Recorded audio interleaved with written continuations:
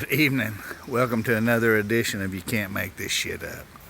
Okay, so yesterday's BCC meeting, I was waiting for the fireworks, and they didn't come. First of all, Brad Drake was missing from that and the TDC meeting, and not surprising with the stuff about Stan coming out.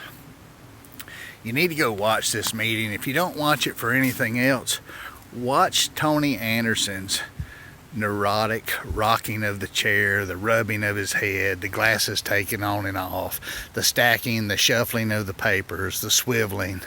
And when things get uncomfortable, watch him and Danny rub their heads and rub the top of their heads. Danny knows it's bad. But here's what's really upsetting. Not one person made a motion to change Stan's termination to with cause. And we find out that not one person on the BCC said that they were aware. Of course, Tony said nothing. He just swiveled in his chair. Said that they were aware that Stan was getting this severance package. So isn't that theft? So the BCC made a motion to give Stan a contract, the same contract that I posted online.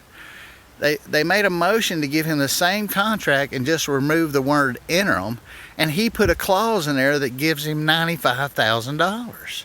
That's theft.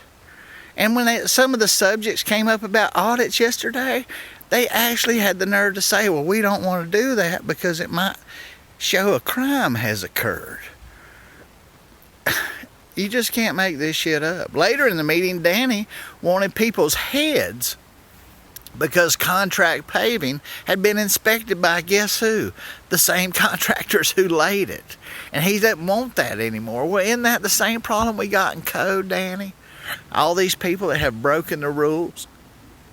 You know, insanity, Danny, is having the same people tell you the same lies and expecting a different outcome. It's not going to happen.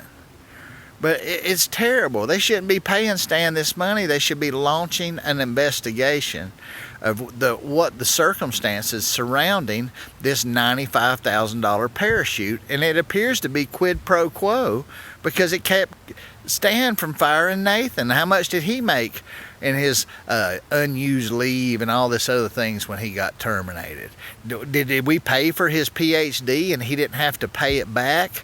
I mean, there's a lot of stuff here. And the fact that Tony Anderson was involved in this when we know what the role is with Stan and Tony, this is bullshit. I'm sure.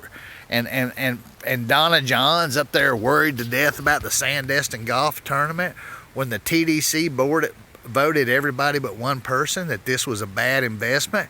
And she goes, you never know until you try. Well, Donna, quit trying to help Sandestin and make them be in compliance.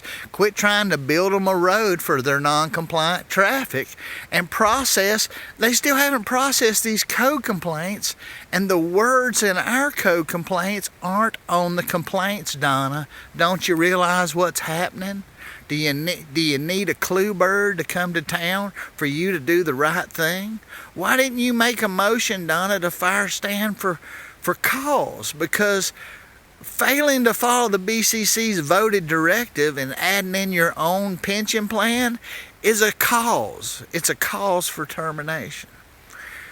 You just can't make this shit up. The TDC apparently doesn't have enough in savings, but they're willing to spend, what is it, 20 or 30 million on a golf tournament that in some places only produced 17,000. Listen, everything south of the bay is basically now for tourists. So if we need a senior center, tourists go to that.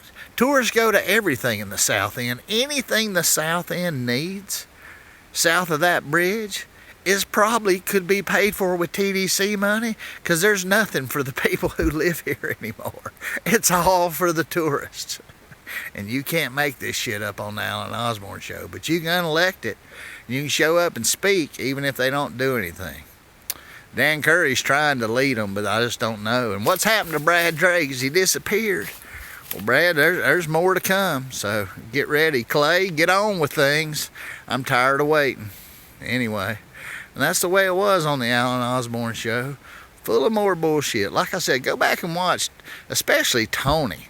That neurotic looking stuff he was doing over there is completely out of hand.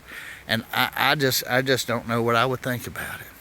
So till next time, I'm Alan Osborne, and you can't make this shit up. But share this with your neighbor and ask them, what the hell's going on with our tax dollars and government? Isn't this the kind of thing that we want to stop?